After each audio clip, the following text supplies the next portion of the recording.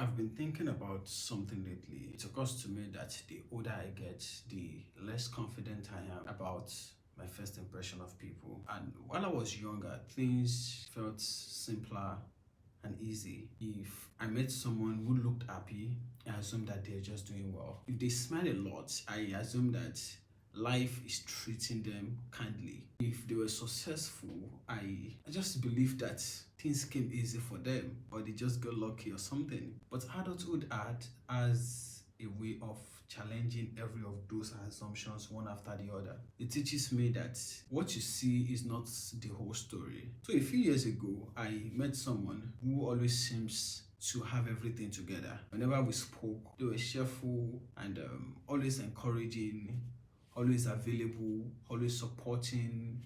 That kind of person that you can describe as being strong and like they have it all together. Then one day, almost like an accident, right? Let me say, almost by accident, they shared what was happening behind the scenes, from the financial pressure to the family responsibilities to the health issues and health concerns to the sleepless nights, the kind of battles that never made it into a random conversations or a social media post. And in that moment, I remembered leaving that conversation feeling surprised and sober at the same time. Now, this is not because they were struggling, but more importantly, it is because I assume that they have it all together. I assume that they were not supposed to be in that kind of situation, right? And since then, I've started paying close attention to a whole lot of things, to how quickly, even as humans and as young people, or as people generally, we create stories about other people, right? Someone didn't reply a message, and we assume that they are ignoring us. A colleague seems distant, and we conclude that they are becoming unfriendly. A friend cancelled plans, and we assume that they don't value our relationship anymore, and the list continues. But the truth is this: we really have enough information about those conclusions, and yet our minds are incredibly good at filling the blanks with assumptions. And maybe, just maybe, that's because uncertainty makes us feel uncomfortable. It makes us feel not so good. And we would rather have an explanation, even if it's a wrong one, than to admit that we simply don't know. And I've done it too. I've done it more times than I would like to admit, even as a person. But sometimes it's what we do. Sometimes I've judged people before understanding them. Sometimes I've expected much more from people without even understanding what they have the capacity to give. Sometimes I've taken silence for pride, when in reality, it was just simple exhaustion. Like, people are tired and exhausted. And that made me wonder, how many people have I misunderstood simply because I saw one chapter of their story? And I think that one of the greatest lessons of adulthood for me is that people are not just what we see. People are carrying far more than they let on. And the people who always seems calm and maybe feel like they are always strong may be carrying enormous responsibility beyond what we think. That friend who takes care of everything and ensure that everyone laughs may be using humor to cover some difficult days and some difficult moments. And maybe that your friend that is a business owner who is always celebrating others, always celebrating online, showing like everything is going well, may be struggling and they're still finding ways to pay their next salary, right? And the new parent that seems very happy and excited in the photo that you saw on social media may not have had a full night's sleep maybe for a couple of weeks now.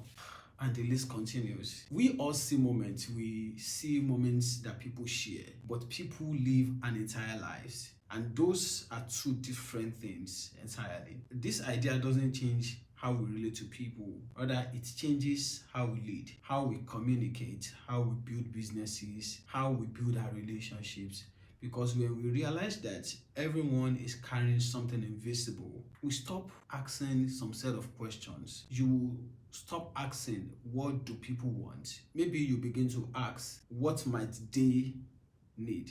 They've not found what to express. There right there is a different question, right? It's the question that thought leaders ask. It's the question great teachers ask. It's the question remarkable brands also ask. And maybe, just maybe, it's a question we should ask ourselves more, even in our personal relationships too. Now, there's another thought that has stayed with me. Have you noticed how we often remember people not for the biggest thing that they do, but for the smallest? A teacher who believes in us, a manager who showed us grace after we made a mistake, a friend who called at exactly the right time, or even a stranger who offered kindness in a difficult moment. Those moments matter because they met a need. We didn't know how to explain that need, but some way, somehow, those people came into the picture and they fill in the gap. And that right there is the power of us paying attention to other people beyond the things that they say to us. Not the kind of attention that we discuss in the social media sense,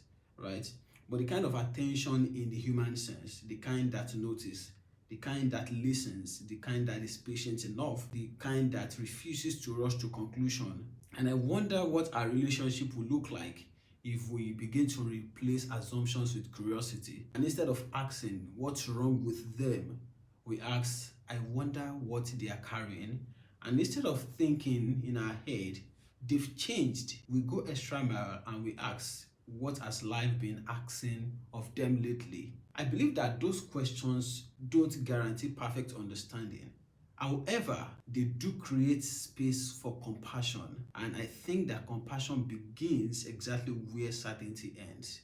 And that's the beauty of us being humans. So, before the end of today's conversation, I would like to leave you with something to think about this very weekend. Is there someone you've quietly created a story about? Someone you've decided to be distant from, and you call them proud, or you call them difficult, you call them unbearable, you call them, uninterested, difficult to deal with. Whatsoever we've called them, we've just made a conclusion in our mind without ever asking what might be happening beneath the surface that we are not seeing. Maybe this week is an invitation to replace one assumption with one clear conversation. Maybe it's time to take a pause and send the message. Make the call to ask one more question before reaching your final conclusion. Because the truth is this: everyone you meet is carrying a story you haven't been told.